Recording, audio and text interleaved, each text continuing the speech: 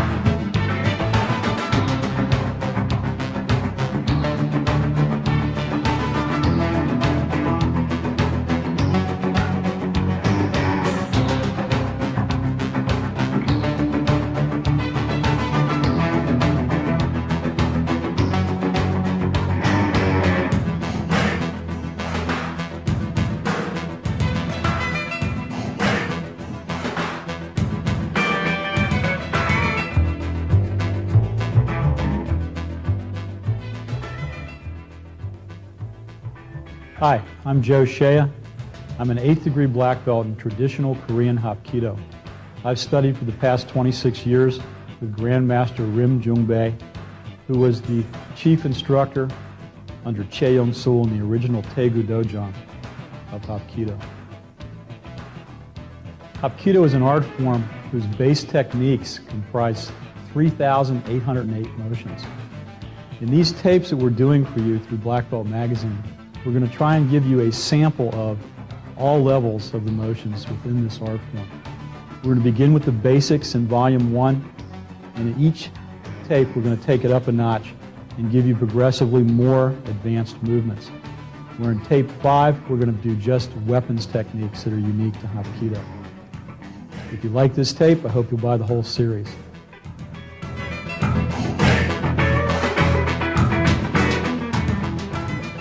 One of the things a beginning practitioner of Hapkido has to learn are the warm-up exercises to get the body prepared to do the Hapkido techniques.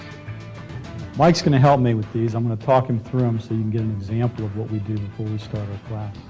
Mike? The first exercise we practice is a head roll. Mike's going to nod his head forward and back and from side to side, and then start rolling the head around the neck. 10 times one way, 10 times the other way. That's the first exercise. The second exercise, he'll clasp his hands behind his back. He's going to roll his entire body, a little bend in the knees so he doesn't stress his lower back. He's going to roll first one way, getting the hips nice and loose, and then the other. Again, at least 10 times in each direction. The third exercise is a toe touch. He's going to put both feet together, keep his hands close to his body, reach down, touch his toes. When he comes back up, he's going to stretch back, elbows back, looking at the ceiling. And this again will be repeated 10 times.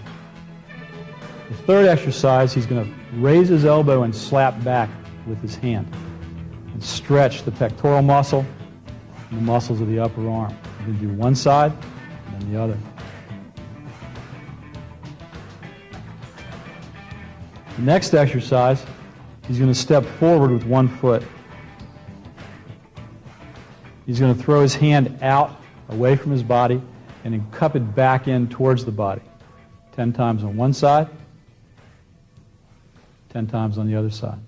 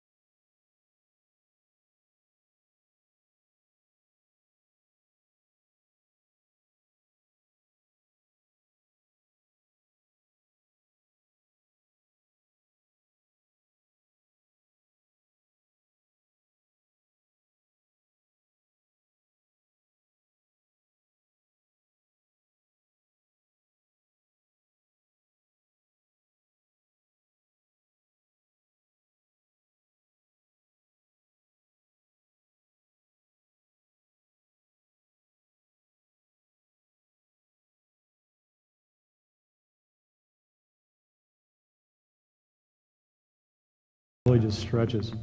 Mike's going to punch forward and stretch his down leg.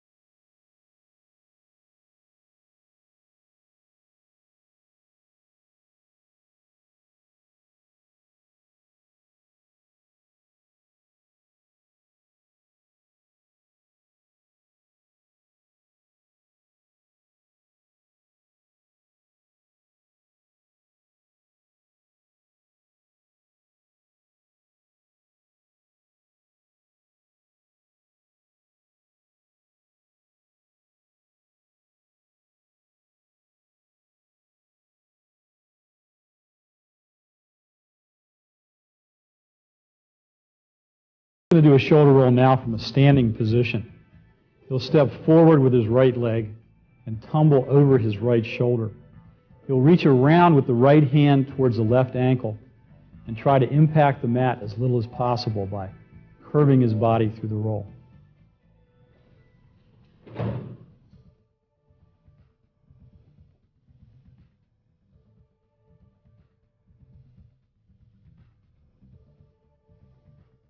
All the tumbling from the shoulder rolls on should be done both left-sided and right-sided. When you get a little more advanced in tumbling and comfortable with turning your body over, you'll do the rolls with no hands as well. So Mike will grab his belt and do a shoulder roll right side and then left side with no hands.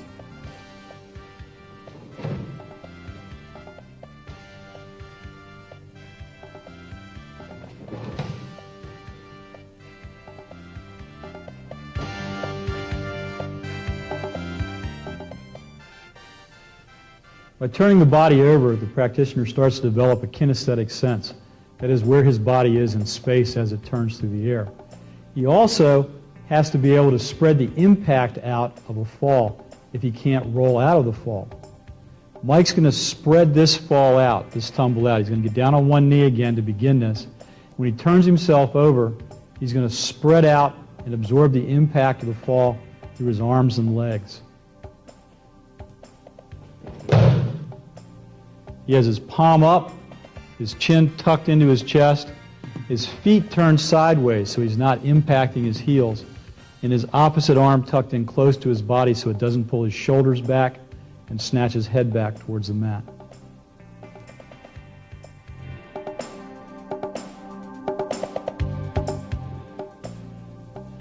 Mike's going to do the same tumble now from a standing position. Remember that these should be done both right side and left side.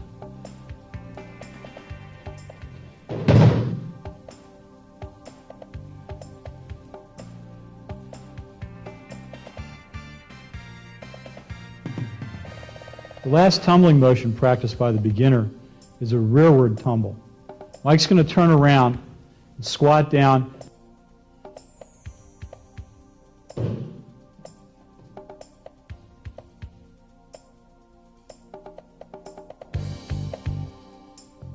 Traditional Korean Hapkido is a soft martial art, and as such is based on the principle of the path of least resistance. That is, the practitioner of Hapkido tries to combine their weight and momentum with the momentum presented to them by an attacker or by their partner. In doing so, they get a least resisted path. We don't hit force with force. We try to combine ourselves with our attacker's force. In the initial stages, this can best be illustrated by a few of the exercises we do. I'm going to have Eric and Lascelles help me out here. Did this on purpose so we could get this size mismatch going. Eric, would you just grab Lascelles' wrist? Lascelles, get away from me. Okay, there's a real strength and size mismatch here. Lascelles' not maximizing herself, but she's going in a resistive line just trying to pull out of this grip. What we're going to do is set up a simple exercise in the path of least resistance. Lascelles, take your power leg and just step back with it a little bit and stand straight up. Okay? Bend your knees just slightly. Take a deep breath and kind of sink your weight into the mat as you do that. Lower your center just a little bit. Okay, because the tension you had in your upper body was raising your own center of gravity, and it wasn't maximizing your leverage. Now the least resistive line through Eric's grip is right here at his middle finger and his thumb. Open your palm up, make a tight hand, and point the bones of your arm at that little hole right there where his middle finger and thumb come together. And standing flat and not holding your breath. Okay? Just move your hand through that line to the side and it'll pop right out.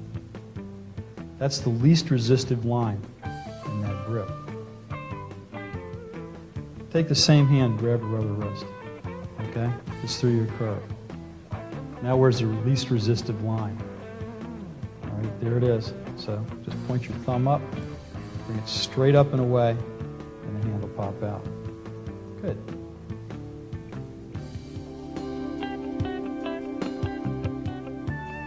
Let's take a look at a motion now that's a little more street practical and illustrates the same path of least resistance. I'm going to do this to Eric first, then I want you to try it out. Okay. He's going to grab me and kind of jack me up here. What I'm going to do is take my same side hand, my left hand, just pinch the top of his thumb.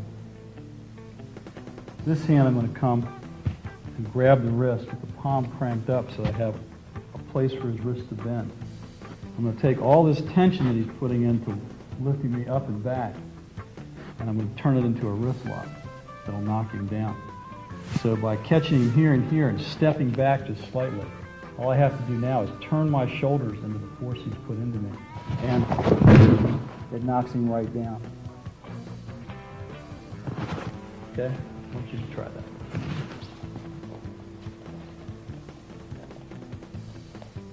Okay? Get your stance first. Remember to breathe. Holding your breath raises your center of gravity. Pinch, pinch. Step back and turn. Good job.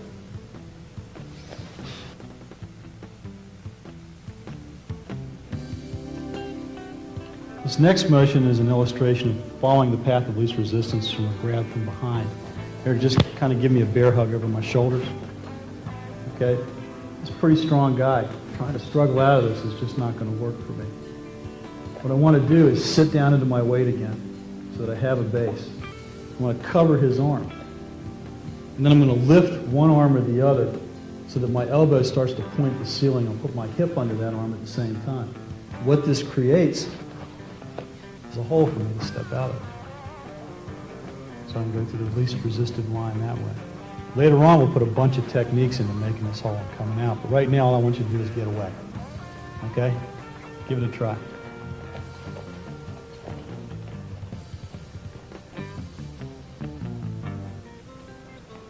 Hip up and come out. Okay, do it one more time. And really throw your hip up into this. Pop his elbow up and step out. Good. Much better.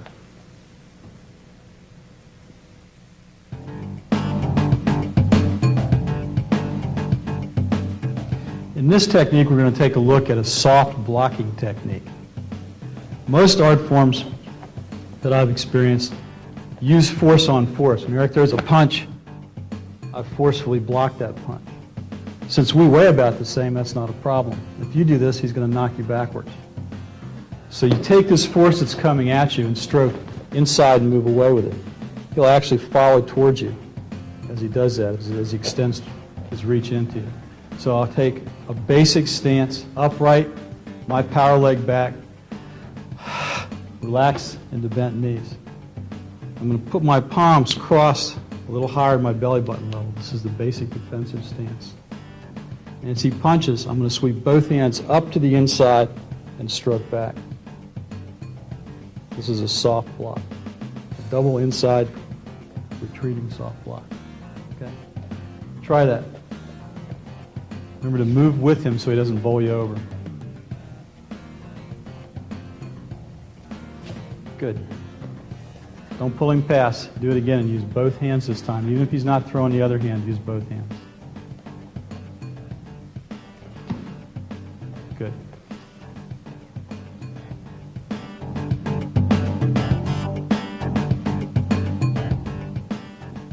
This next technique, we're going to take a leg.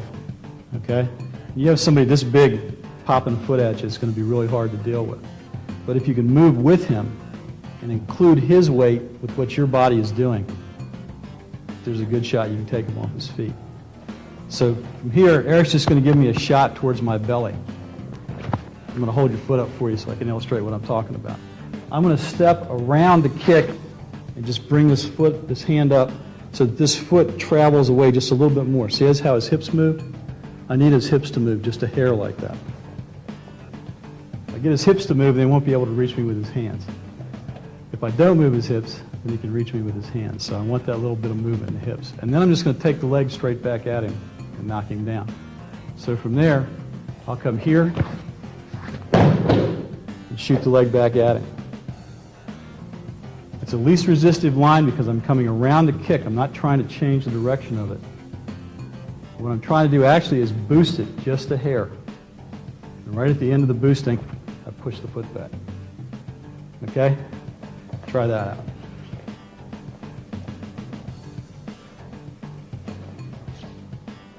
Okay, that's pretty good for a first time. We'll leave it at that.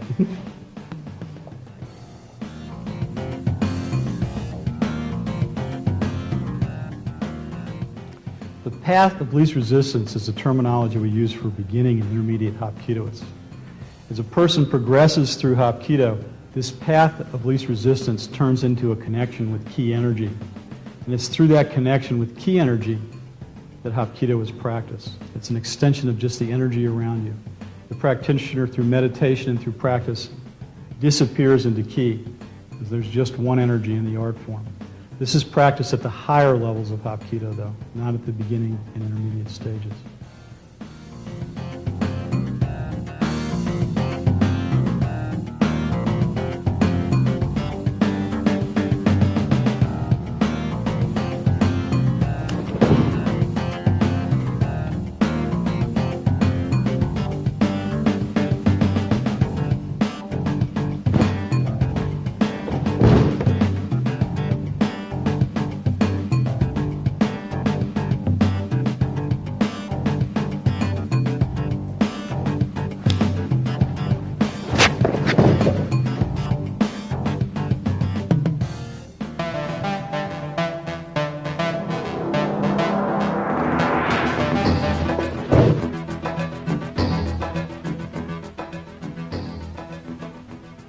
In the beginning, a Hapkidoist does exercise motion to familiarize himself with the path of least resistance and the most efficient line of movement to create a technique. These exercises eventually evolve into fighting techniques. We're going to illustrate a few of these exercises and some of the fighting techniques too in this first volume. Eric's going to help me with this first motion.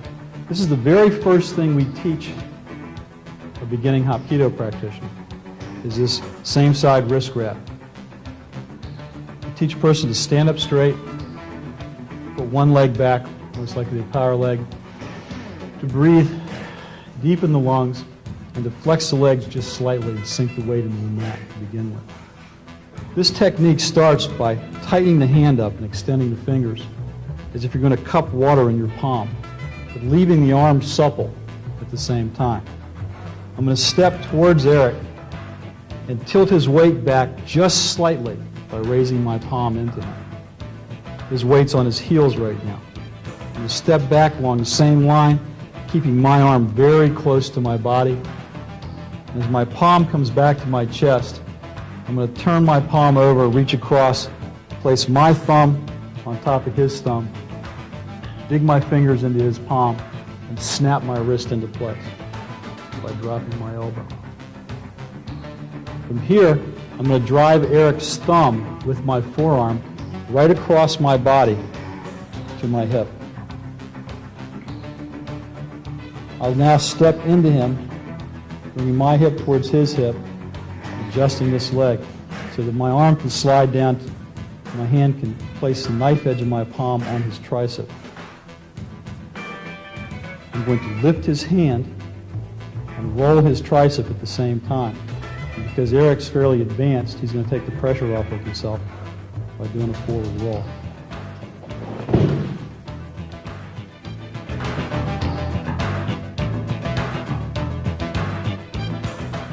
The beginning technique we just did becomes a more intermediate technique just by having Eric cross grab my wrist. From here, I'm going to take my stance again. I'm going to think in my mind of connecting to Eric, my center to his center, through our arms, and the flow of energy that's there. And in this technique, I'm going to rotate my hand to the outside and connect Eric to myself through this line of energy that binds us, and just turn into him. While doing so, I'm going to close the distance. I'm going to come right back into the same ending technique, all in one motion, where I'm going to bend him over. I'm not going to drop yet, Eric. Right here. As my hips close on him, I'll turn him over. So to do that as one motion, at practice speed, I'll just come to the outside, step next to him, and throw him over.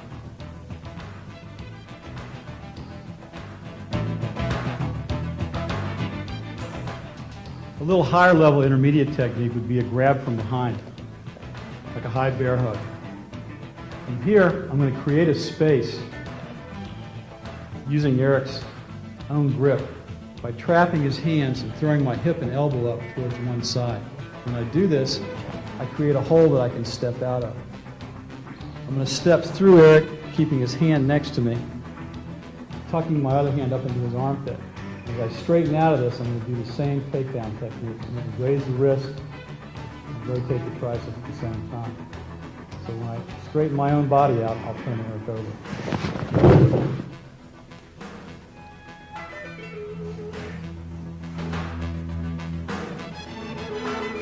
This motion now can be taken one more step to a high-level motion, where Eric will be punching at me.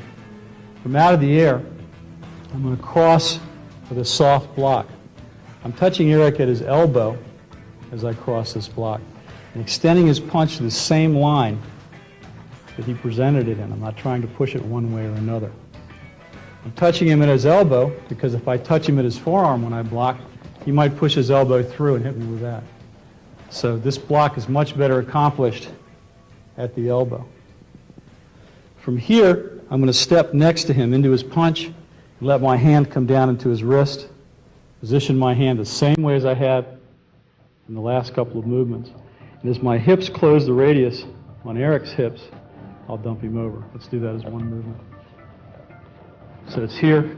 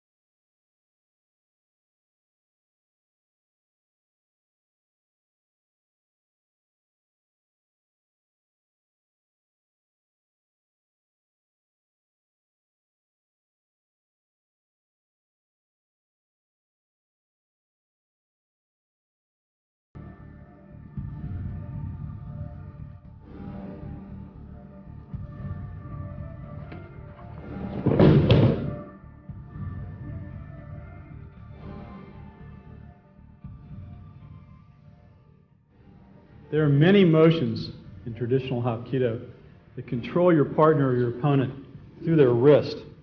By taking the wrist and locking it into position, you get movement through the whole body.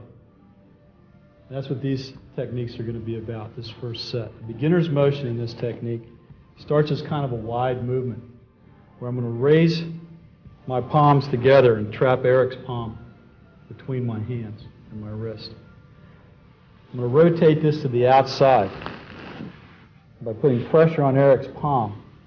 Squeeze this back up into position where I can put my middle finger across his wrist, my open palm across the back of his hand. From here, I'm going to drop him to my belt level and reverse my hands. I'm going to pull back with this hand, push down with this hand. So as I drop, come to belt level and reverse, I end up throwing his hips out from underneath him through this wrist technique.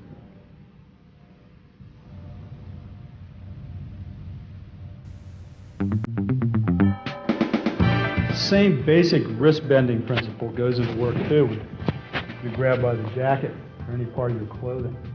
I'm going to break Eric's wrist down by grabbing his forearm right at the medial nerve with my middle finger. I'm going to compress this nerve that's in here. See how his fingers are moving? Compresses the nerves in the muscle tissue and it'll make his hand weak so that I can bend it. So I'll palm the back with his forearm. I'll reach over with my middle finger and dig in on the medial nerve and drop my elbow into place. Okay? I'll come up over this with my palm on his knuckles. And by rolling my shoulders, I'll bend his wrist into his forearm again, just like I did on the prior technique. This will take him off his feet.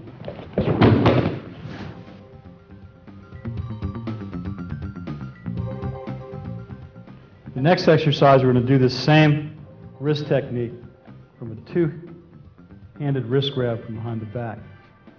What I'll do is I'll start turning towards Eric to find this wrist. As I touch the wrist, I'll step through and bring it with me. From here, I'm pinching it between my thumb and forefinger. I'll bring the other hand around over the top, and I'll push, pull, and knock him to the mat. So this technique looks like this at practice speed.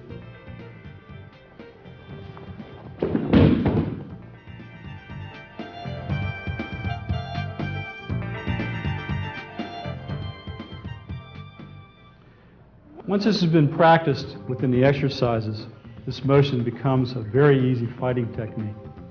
From an extended punch and a soft block, I can bring Eric's wrists around and I'll cross pinch it with my other hand and snatch him down. Now, this has to be done with some speed or I can't move his hips. It's also done in fairly close proximity to my body. It's hard to do out away from my body. So I'll pull it in tight as I do it.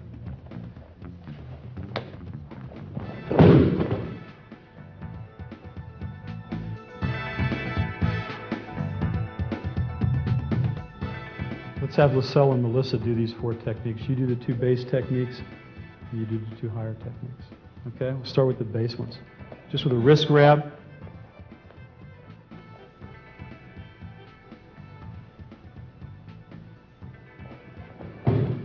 Good. I'm just going to change a little bit, okay? Just go ahead and start. Stop when I tell you to. Okay, right here, stop. What you want to do is get your palm deeper in and you want to press this hand between your hands so that it kind of squirts into position as you come around in the second circle. There you go. Now straight down. Push, pull. Good. Okay, the second was a grab from in the jacket. This grab can be anywhere. It can be bottom of your skirt, it could be your handbag, anywhere. As long as you hook the wrist and turn into this, you'll knock the person down with this wrist lock. Okay, so first you're going to find the medial nerve in her forearm and break her grip down. Okay, line your forearm up with the line of your push. There you go. You come down, push in and turn into her wrist, and it'll knock her over. Good line. Do the same thing. Go ahead and straighten your D jacket. And I'm going to mess it up again. Do the same thing. I'm grabbing that here. Just hook her wrist. All right? Follow through by turning into her and turn your whole body into her hand and knock her down. Good. That works really well if someone grabs your handbag or your coat or something like that. You knock them right down. Okay, the next technique was from a two-handed wrist grab from behind. This is a little higher, high level, intermediate. Try that one. Okay, that was excellent. There's nothing to clean up on that. And last is a punch. You're going to do an over-cupping block, a soft block. You draw the punch to you as you fade a little bit. You'll grab your wrist lock with your blocking hand and then secure it by creating a fulcrum point right at the wrist by pinching flat on the wrist. Try that technique. Good job. Okay, we're going to do one more thing here. I'm going to add something to the end of this so you can pin her. Okay, so knock her down and stop and let me line that up. Okay? Now, step right in up underneath her arm and turn your hips into her elbow. Okay? Right, she's got hyperextensive elbows, so be careful. By holding the hand and locking the elbow back, if you drop your weight and turn into her elbow now, you could break the elbow. Careful.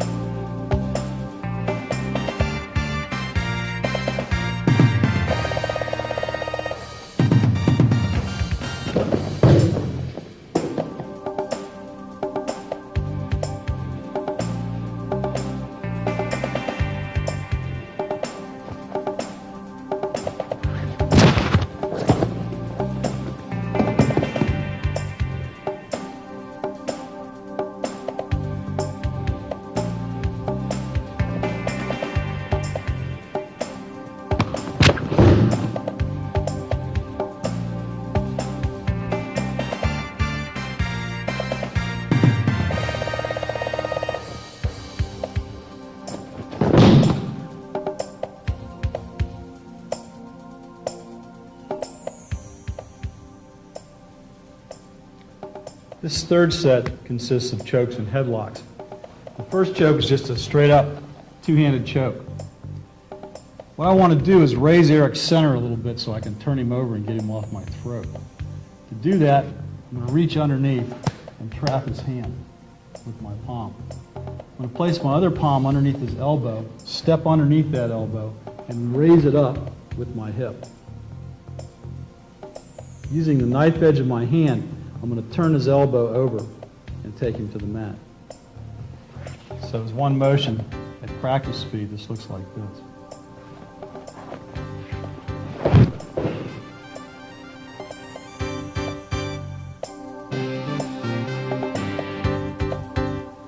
In this next technique, I'm going to use a finger lock. As Eric's choking me, my back was up against the wall or something, I couldn't move. What I would do is lift one of his fingers with the same side hand. Reach through and grab that finger and point it towards the floor. From here, Eric's starting to feel some pain. I can take him straight down. So, as one motion, as a single technique, it would look like this. I'd raise the finger up, drop him down. I'm going to put my knee behind his elbow. And if he starts to reach up to grab me, I'll bend this finger back because it's near breaking at this point.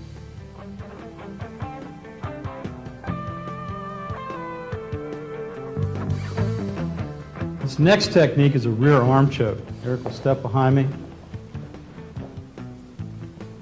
I'm going to move around a little bit so I can still talk. If he puts pressure, I won't be able to talk from here. He's got my hips forward, and he's got my throat in jeopardy with this. What I need to do is cover his elbow, cover his hand. I need to drop my hips out of line and step through at the same time bringing him with me. I'll bring the arm with me. From here, I'm going to jam him up into a hammer lock, holding his hand flat.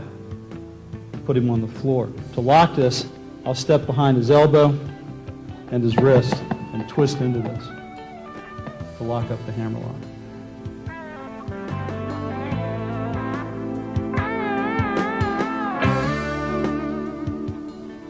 The next technique came off a front headlock. So Eric's going to lock me up right here. This is something that you need to get out of fairly quickly. I'm going to hook the tendon at the base of his hamstring right here behind his knee with my middle finger, and I'm going to pull. At the same time, I'm going to drive my hand into his chest up near his throat, and I'm going to stand up a little bit all at one time to bounce him back off of me. So from the start, I'll be here, I'll rock up and pop him off.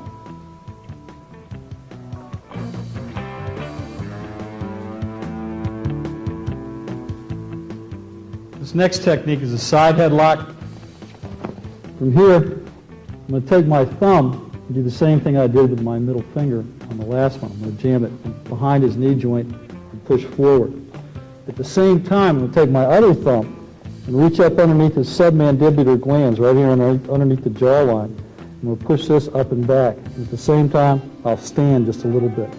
So from here, it starts out, I place my hands and push and stand and throw him off of me.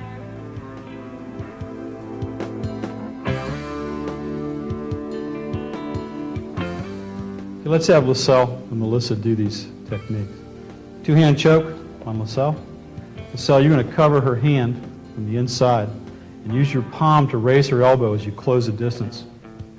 From there, you're going to do a standard armbar takedown. Use the edge of your palm when you do it.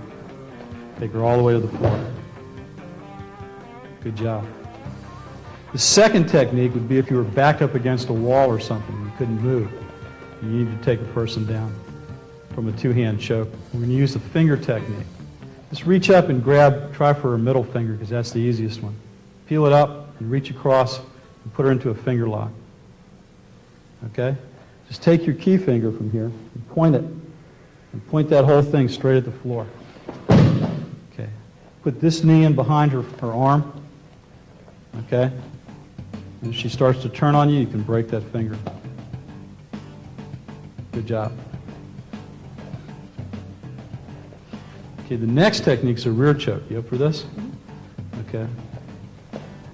Using your arm, put her in the crook of your elbow. Okay? Reach over and hold her so she can work the technique. Okay, Melissa, first you have to drop your hips just slightly and try to get your balance back. And step through with your inside foot as you cover the hand and the elbow at the same time. Bring her arm with you. All right? Now, holding her hand flat, okay? Jam that hammer lock forward and take her off her feet. And from here, step forward with this leg and hook her elbow with the back of your heel on the other side. You want to hook her elbow, turn your foot the other way. All right? Now step your other foot in next to her elbow. Other foot, not this foot. Okay?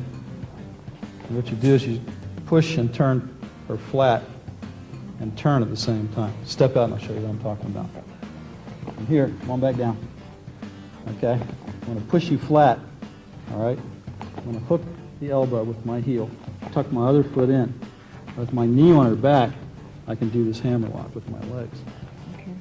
Okay? Just step in real quick and try that from that position.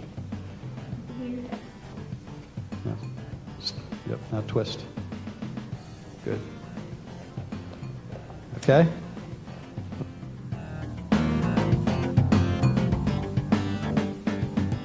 Your last two techniques are a front and a side headlock. Let's set up the front headlock. Okay, from here your contact points are right behind LaSalle's knee. Form your hand up like this and hook this tendon. Feel it? Okay, don't pull on it yet. All right? Your other hand's going to come up and place just at her chest below her throat. You're going to push and pull and stand up at the same time and knock her backwards. Okay? One more time. You've got to pop yourself up more. Try it again. Use your hips underneath the motion to do this. Good. That was much better. Next is a side headlock. Okay? So from the side, she's going to grab you. You're going to use this thumb into that same area. Okay? At the same time, this hand is going to come up and you're going to use this thumb underneath her jaw. So you place your hand on the side of her face and put the thumb right underneath the jaw where those sensitive glands are. And you're going to push, and stand up again to knock her down. Okay? Same thing as last time, you didn't really stand up, you just sort of muscled her down. Do it again and put your hips in and pop up a little quicker, and she'll go down a lot quicker. Pop it up. There you go. Good motion.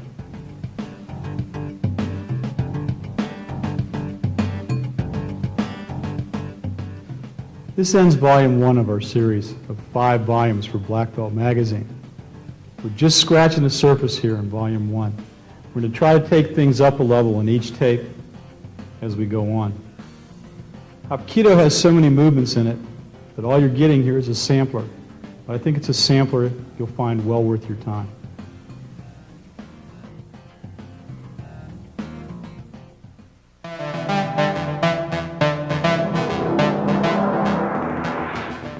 At the beginning of this lesson, and here at the end, we are privileged to see founding Grandmaster of Hapkido, Yong-Sul Che.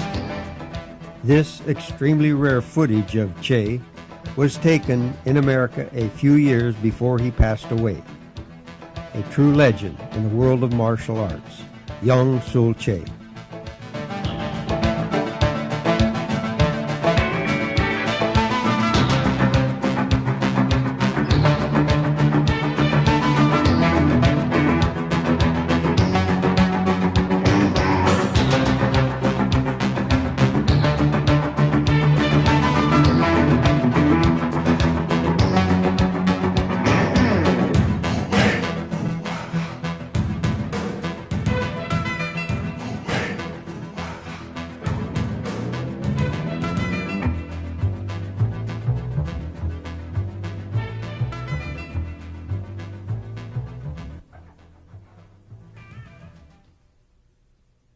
In this day and age, crime and violence is right behind you.